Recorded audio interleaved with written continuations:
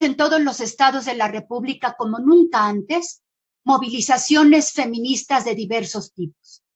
Sostengo incluso que estas fechas representan un parteagua en el movimiento amplio de mujeres en nuestro país. Una gran marcha de mujeres de todas las edades que exigían justicia para las víctimas de feminicidios gritaban consignas: ni una más, nos queremos vivas, ya basta.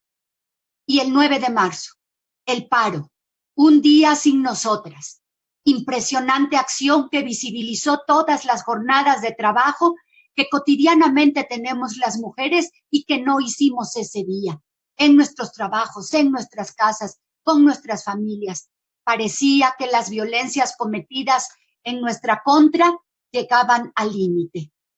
Días después, la pandemia, el confinamiento, y las mujeres en todo el país nos seguimos haciendo escuchar. Nuevas formas de movilización, comunicación y de información usamos. Lo importante era continuar visibilizando las violencias ejercidas en contra de nosotras. El límite no llegó. Muchas acciones de gobierno se detuvieron por la contingencia. Las afectadas, las mujeres. Las violencias se incrementaron exponencialmente. Las víctimas, las mujeres. Los gobiernos de los 3 niveles se tardaron en reconocerlo. Datos contundentes. Incremento en la violencia familiar, en el acoso, en el hostigamiento, en los asesinatos violentos de mujeres, en los feminicidios. Pérdida de empleos formales y con ello pérdida de prestaciones sociales y laborales. Problemas mayores de salud por falta de medicamentos. Una enorme carga de cuidados sobre las mujeres y muriendo por el COVID. Así llegamos al 8 de marzo del 2021. El recuento después de un año de contingencia no es favorable para las mujeres. Pero llegaron nuevos gobiernos hace 2 años. Gobiernos que convocaron a una transformación. Esta palabra transformación tiene muchas implicaciones. Una de ellas es una transformación en la forma de gobernar. Parece que no. Durante este gobierno hemos visto que logros que eran conquistas y avances para las mujeres se fueron perdiendo. Guarderías, por ejemplo, becas para continuar estudios. Fue debidamente documentada la eliminación de 20 programas sociales y otros tantos para múltiples políticas públicas tuvieron fuertes recortes de recursos. En todos, los beneficiarios eran mujeres. Contradictoriamente, el gobierno se autodefine como un gobierno feminista. Parece una burla, ¿verdad? También se autodefine como progresista y liberal. Nada más alejado a esta realidad. Los 8 de marzo nos sirven para revisar avances, retrocesos y enlistar pendientes que actualicen la agenda de las mujeres. El resultado 2021 no nos favorece. Por si fuera poco, encontramos una barrera. Estos gobiernos progresistas y liberales no reconocen la problemática y las violencias que se ejercen contra las mujeres. El mismo presidente López Obrador, que autonombra a su gobierno como un gobierno feminista, pero que contradictoriamente no sabe qué es eso de romper el pacto, es omiso, no escucha, no reconoce, nos descalifica, nos acusa por lo que él dice, dejarnos manipular. Tal cual lo decían los conservadores de este país, para no otorgarnos el derecho al voto en la década de los 50. Ahí están las versiones estenográficas. Les invito a escucharlas. Inexplicable. Nos está haciendo mucho daño el mensaje verbal y corporal del presidente. Mucho daño a las mujeres que han sufrido y sufren de violencia, a aquellas que han perdido a una hija, a aquellas que no han tenido justicia, a aquellas que han denunciado sin tenerla y las señalan y las ofenden. Aquellas que hemos comprobado justo en él, en su persona, la manifestación clara de esas típicas complicidades entre hombres que han quedado desnudadas. Esas que muchas veces han existido entre los muchos abusadores y sus muchas tapaderas. Ese presidente de la República austero que se fue a vivir al Palacio Nacional y que ordenó recibir el 8 de marzo del 2021 con la colocación de un muro alrededor del Palacio Nacional. Un muro que le regresamos con un memorial.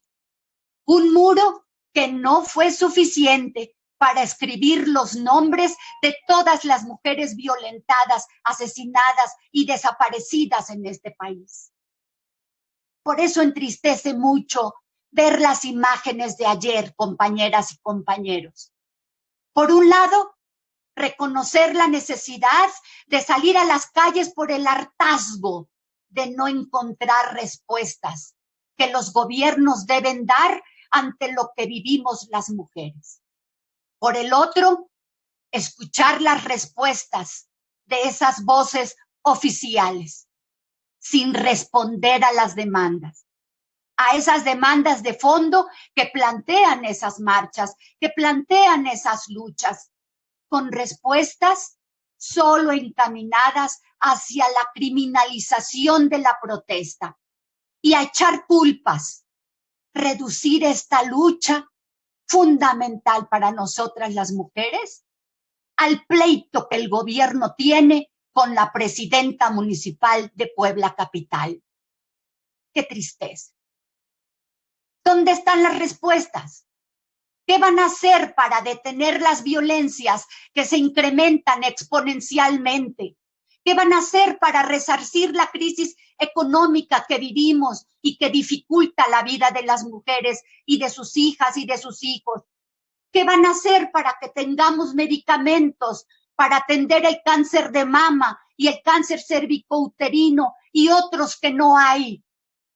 ¿Qué van a hacer para otorgar seguridad a las niñas que están siendo agredidas físicamente, sexualmente y asesinadas en sus hogares, como ayer en Atlisco y como muchas más? ¿Qué van a hacer como gobierno? Por supuesto que rechazamos la violencia y los actos vandálicos de ambos lados. Todos perdemos con ello. Pierde el movimiento amplio de mujeres. Perdemos las feministas y pierde el gobierno. Se arriesga, como ayer, a las compañeras y a los compañeros trabajadores de este Congreso, que eran los que estaban en el edificio. Me pregunto entonces, ¿un gobierno de la transformar su forma de gobernar sin parecerse al ni los veo ni los oigo, hoy convertido en el ya chole, o criminalizando solamente? ¿Por qué no dar respuestas a las preocupaciones de fondo que tienen todas estas marchas? Porque las causas siguen acumulándose. Ya van casi 10 mujeres asesinadas diariamente. ¿Resistir sin ser escuchadas? ¿Amenazadas sin ser escuchadas?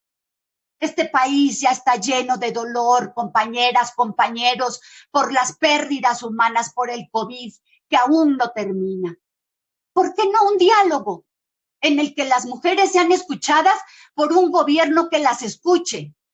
¿Por qué no repensar conjuntamente nuevas formas para enfrentar todo este flagelo contra las mujeres? ¿Por qué no establecer una agenda urgente que garantice justicia, que garantice acciones de política pública de prevención reales, verdaderas, no de discurso? Acciones de atención de verdad, no para llenar informes. ¿Por qué no revisar para que haya una justicia pronta y expedita en los pendientes judiciales de los cientos de víctimas que hay en este estado? Son muchas preguntas y muchas reflexiones, sin duda, que espero pronto vayan teniendo respuesta y se vean y se sientan las acciones del gobierno. ¿Por qué ese distanciamiento con las mujeres? Ese desdén mostrado, ese no querer reconocer ni escuchar esas descalificaciones y hasta esas acusaciones seguirán teniendo respuestas de las mujeres. Construyamos juntas y juntos. Hagamos redes para exigir nuestros derechos de todas y de todos, para crear un piso mínimo. Sumemos en las coincidencias y recuperemos la unión para hacer la fuerza y no la violencia para generar más violencia. Porque el feminismo sí es un movimiento que tiene como fin la igualdad entre los hombres y las mujeres, entre todas las personas. Es un movimiento que nos ha generado a quienes lo conducimos, de verdad, pero de verdad, nos ha generado reflexiones, cuestionamientos sobre el ejercicio de nuestros derechos para lograr el fin, que es la equidad y la igualdad entre las personas. Y los muros físicos y los muros mentales para nosotras no son la respuesta. Muchas gracias.